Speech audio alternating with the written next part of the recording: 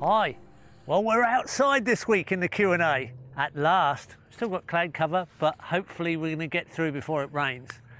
And in the background, there's quite a noisy chipper on a property nearby. Sounds like a big one. So you might hear some big grinding sort of noises.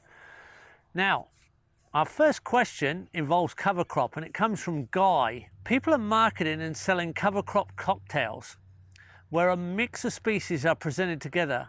Are there reasons to not use such a mix? Are there benefits to doing so, easily missed at first glance?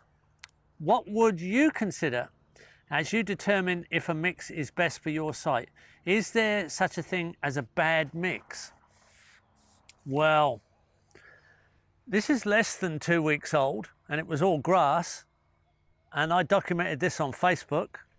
We came through and we slashed all the grass in between these trees that were struggling, or some of these trees that were struggling. And then we rotary hoed it, very shallow, and then we seeded it and put a fine mulch over it to get this cover crop up. And then we interplanted more trees to make it a really dense planting. And basically it's about rampancy. Now at this time of year I've only got cowpea that grows well. This is it, it's a Vigna, and it's cheap enough for me to buy. Still quite expensive, but does such a great job. Now we're coming to the end of summer here in Australia. So it's only going to grow until about May or early June, when the cold weather will kill it and I'll have to move into a winter mix. Now I say a mix because in winter I can get 3 seeds that work for me easily at the right price and the right rampancy. I'll keep emphasizing this. We're looking at agricultural price, so we can throw a lot of seed. I overseed to get the cover and control while I get the perennial system up, in this case. I use the same sort of attitude when it comes to crops as well.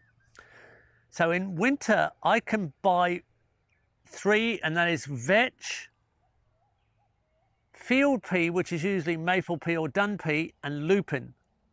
Now, if I can get them all at the right price, I'll put them all in, because I think a mix, when they're all rampant and they're all legumes, is very beneficial. And it's roundabouts and swings. If one doesn't go so well, the other one takes up the gap. But they've got to be at the right price. Sometimes one's too expensive, or 2 are too expensive and I only use 1. So that's my approach. Here, I really only can afford cowpea. It's at the right price. It does the job.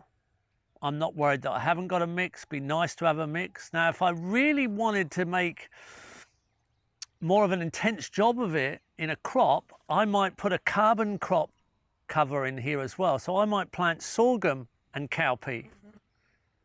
I can show you that in a minute when we have a chinampa question, because I'm going to go down to chinampas that were put in not that long ago, and we've got sorghum and cowpea growing together. But normally, unless I'm really wanting a very, very high production garden and I want carbon and nitrogen together, I'm just going to go legumes for control of the ground, to get a lot of nitrogen into the soil, and so I can get a lot of leaf material up with my support species, which are like my tree cover crop.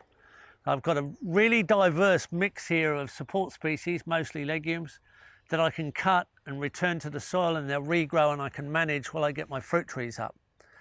If I'm in a cropping scenario, I'm not going towards such a perennial system. I'm going to annual, mostly, maybe some perennials, but mostly annual. I might want carbon and nitrogen together, but that's all. So if they're doing mixes, just find out what the mix is. If it's all nitrogen and they're all rampant enough. This is the problem. People might advise you here to use clovers. They're just not big enough. They're just not fast enough to keep up with our subtropical weeds. Make sure you've got the rampancy that works for you. Design that rampancy to work in your favor. That's the big thing. Here I've got sorghum and cowpea, and it's much older. It's been here all summer, and there's quite a lot of mass here.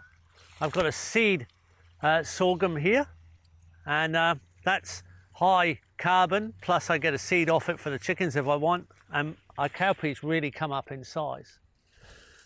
But I've come down here, this is a chinampa that was put in last August, and now we're in April. So it's been here a little while, and we've been through a devastating drought.